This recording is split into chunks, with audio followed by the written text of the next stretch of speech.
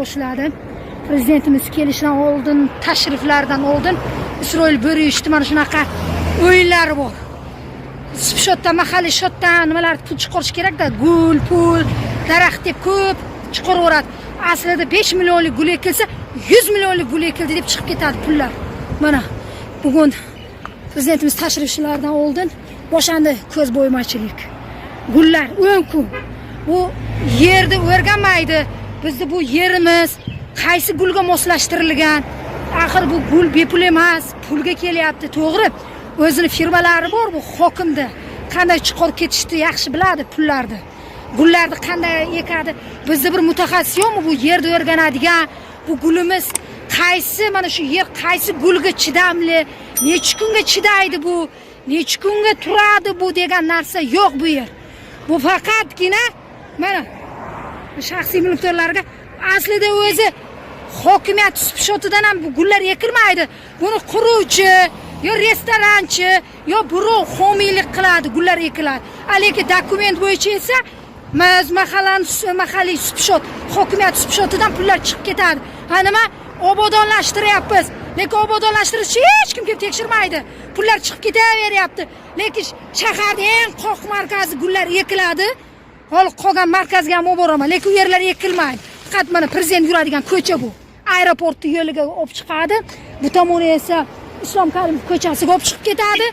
Shu bilan sentrga ketadi, u yoqqa ketadi. Qolgan joy esa u tomonlarga gul ham yo'q, na daraxt bor, na hech narsa yo'q. Faqat mana shu eng sentralni kichkina joyimiz. Bo'ldi. Bu gullarni ham aslida necha kun misol mana shu necha kun gul turadi. Yaqinda ekilgan edi mana shu. Mana yaqindagina ekilgan edi. Mana yana shu ahvol. Shu ahvol. Bular pul chiqarish kerak-da, pul chiqarish kerak. Pullarni qanday yo'l bilan bo'lsa ham chiqarish kerak. Prezidentimiz tashrifidan oldin ko'zbo'ymachilik bo'lishi kerak. Ha, mahalla kambag'alni o'rganmaydi bular. Tadbirkorlar bilan o'rganmaydi. Ko'zbo'ymachilik bilan shug'ullanadi. Chiroyli qilaylik, mana Surxondaryo obod bo'lyapti. Ustri yaltiroq, ichi qaltiroq nima kimga kerak? U shaharda aholini yarmi tinch emas, yarmi rozi emas bu shahar hokimidan. Bizga o'xshagan tadbirkorlar umuman rozi emas. Bularni o'rganadigan odam yo'q. Bular faqat gul ekish bilan ovora, borib tayyor gazonni olib kelib to'shash bilan ovora, musul qilgan joylarini vayennilar tozalab berdi, bechora vayennilar endi bir kam qoluvdi, chegarani qo'llab yuribdi, u yoqni qo'riqlab yuribdi. Endi bizni tozaligimizni ham ular qilyapti hozir. Vayennilar qilyapti-da, vayennilar. Shunga e'tibor qaratinglar, yuqori mutasaddilar, ayrimlaring bir nima ekansizlar, bu bilan osh qatiq ekansizlar. Prezidentimiz mana shu narsaga e'tibor qarating.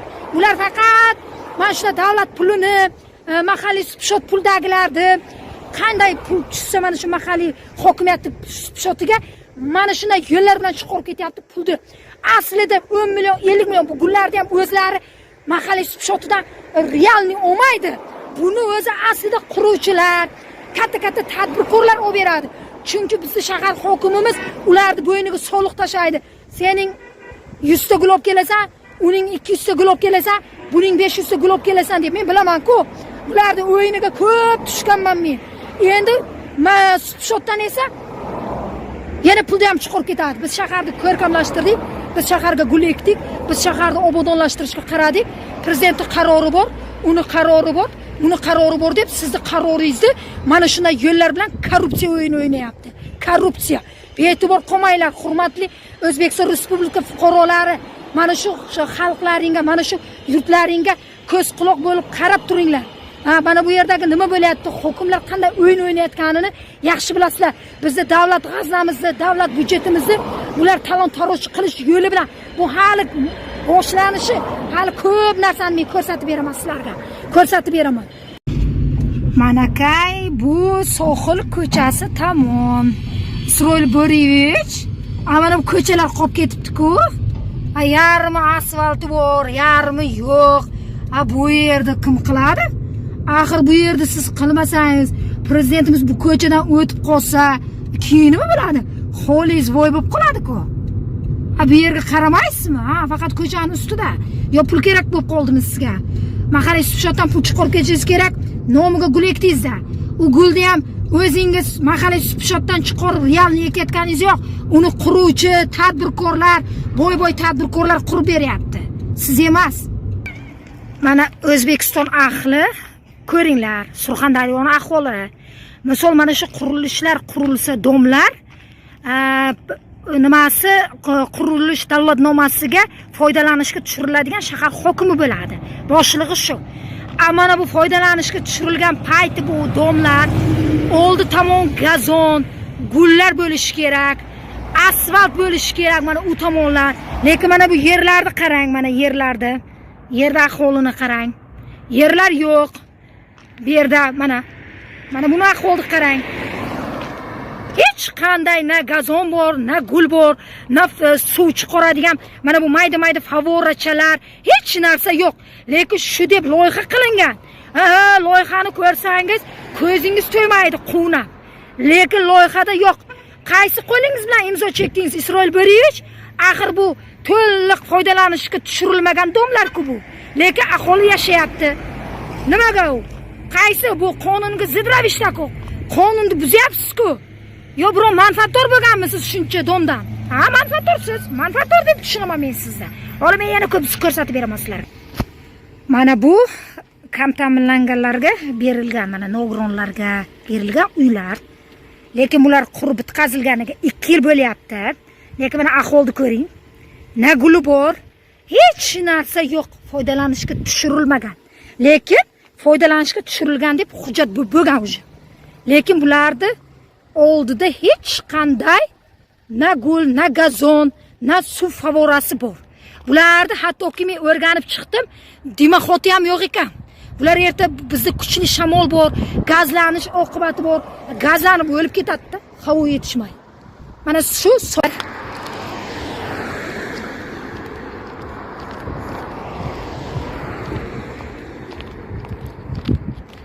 yo'llar.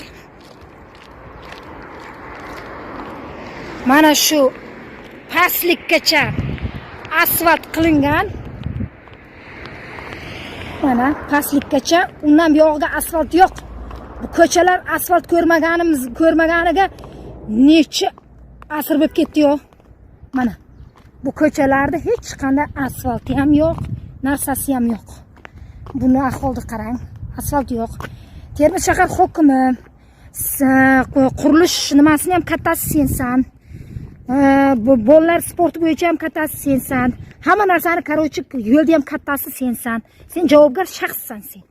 Sen mas'ul mana shu qurilish bo'layotgan payti loyihasi bo'ladi. Loyihada hamma narsa kiritilgan bo'ladi. Ko'chalar asfalt, qolgan joylar obodonlashtirishi bilan-da. Lekin sen qaysi nima bilan davlatnomaga foydalanishga tushirilib berding? Asfalti yo'q, domdi. Sen mana qimmat mashinalarimiz bor. Qancha aholi mashina sotib olgan. Bu mashinalarni nimasiga jabr yetadi, shikast yetkazadi, amortizatsiya degan narsasi bor.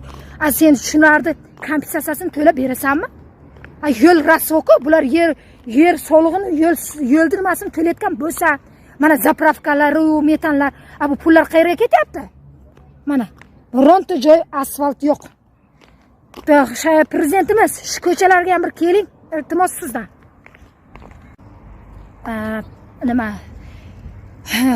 Isroil Bo'riyevich Termiz shahar hokimi qurilish nimasini ham boshlig'i. Mana shu prezidentimiz qurilish nimasini qil, loyihalarga quruvchilar, tadbirkorlarga ruxsat ber, loyihalari zamon talabiga javob beradiganday bo'lsin. Mana shu fuqarolarimizga, tadbirkorlarimizga va boshqa insonlar uchun uy-joy, zamonaviy, zamon standartlariga javob beradigan dimoxotlari bilan, yo'llar bilan qilinsin degan joy bor. Lekin bizni Termiz shahar hokimimiz yangi uslubda domlar quryapti. Buni qarang. Mana buni dimoxotni devolni o'zi chekkasidan odamlar chiqaryapti. Sababi qo'yilmagan. Havo aylanadigan joy yo'q. Buni qarang. Havo aylanadigan joy yo'q. Odamlar o'zi devolni chekkasidan chiqaryapti. Asfalti yo'q bu yerda. Asfalt yo'q. Sen qanday foydalanishga tushirib berding? Qaysi qo'ling bilan imzo qo'yding, Isroil Bo'riyevich? Axir bu g'ol foydalanishga tushirilmagan narsa-ku. To'liq emas-ku. Hamma narsani to'liq bo'lishi kerak. To'liq emas-ku. Qanday qo'l qo'yding sen? Manfaatdormisan yoki? Sen manfaatdorsan-da. quruvchi Otabek Sattoriyga tuyulmasiga sudiga aytdi-ku, bloger sifatida borganimga ikkita dom berdim dedi. Значит, hamma senga ikkita dom berar ekanda, tasdig'ini topyapti. Sen qanday bu asfalti yo'q, Dimoxot chekkasidan turgan loyihani tasdiqlading? Qaysi qo'ling bilan? Kim senga vakolat berdi? Bir tinga yaramaydigan narsalarni qilib o'tibsan berga, ko'zbo'ymachilik qilib. Senga prezidentimiz yangi O'zbekiston bo'lsin, gullab yashnasin, zamonaviy, zamon talablariga javob beradigan, kelajakda 50 yil, 60 yil, 100 yil turadigan dom bo'lsin deb qurilishlar qilyapti. Senga mana bu yerda bir 15 yil, 10 yildan keyin to'kilib ketsin domlar qilgani yo'q, yo Dimoxotni devor chekkasidan chiqur degani yo'q. Qolgan xonadonga yo'q. Qolgan xonadon qayerdan chiqaradi? Tashqaridan chiqaradi, yo podyezddan chiqaradi. Senga shu savol. Sen qaysi qo'ling bilan imzo chekib bularni foydalanishga, tushirishga beryapsan? U ko'chalarda ahvolini qara. U ko'chaning ahvolini qara, yerlarni qara. Abgor bo'lib yotibdi. Hey, shuni ham yashnatyapsanmi? Prezidentimiz, shu ko'chalarga ham keling. Iltimos, xo'pmi? Buni gapiga ishonmang. Mana shunday ko'chalardan yuring siz. Ko'rasiz. Buni qarang ahvolni. Yomg'irda nima bo'ladi? Qishki kuniga mana bu xuddi elakdan o'tilgan unday mana shuncha qalinlikda tuproq bo'ladi. Elakdan qo'qasiz-ku, ana shunday bo'lib eziladi bu. Qishki kuniga esa botqoqqa botamiz. Mana bu kuzgi kuniga esa qishki kunisiga tarasha bo'lamiz. Tarasha. Hamma turi bor. Isroil Bo'rich, bu xatti-harakatingni yig'ishtirib ol. Yetar shuncha bizni qiynaganing. Yetar shuncha sifatsiz narsalarni qoldirganing. Iltimos sendan. Iltimos. Prezidentimiz bir tushunadigan qurilishni, bir nimani tushunadigan bir hokimni qo'ying, iltimos sizdan. Buni qarang. Bu domlar 2 yil bo'lyapti foydalanishga tushirilgan. Buni qarang. Na guli bor, bir archani ekib qo'yibdi, bo'ldi. Bu ahvolni qarang. Bu latokni qarangda, sharmanda. Shu uchun pul olgan. Bu latoklaringiz ichida mana bu latokni qarang. Odamlar bu latokka musor tashab ketyapti. Musor. Isroil Bo'rich. Qani sen odamlar sigaret chaqadigan musor qutilaring, odamlar bir axlat tashlaydigan mayda-mayda joy qo'yib ketishing kerak, mayda-mayda qutichalarga. Shu insonlar mana shu musorlarni, narsalarni ko'chaga emas, shu musor qutichalarga tashlash ketish kerak. Bunaqa musor quti emas. Naraqa kerak emas. Ayla, yam-yashil bu bunaqa musor quti kerak emas bizga.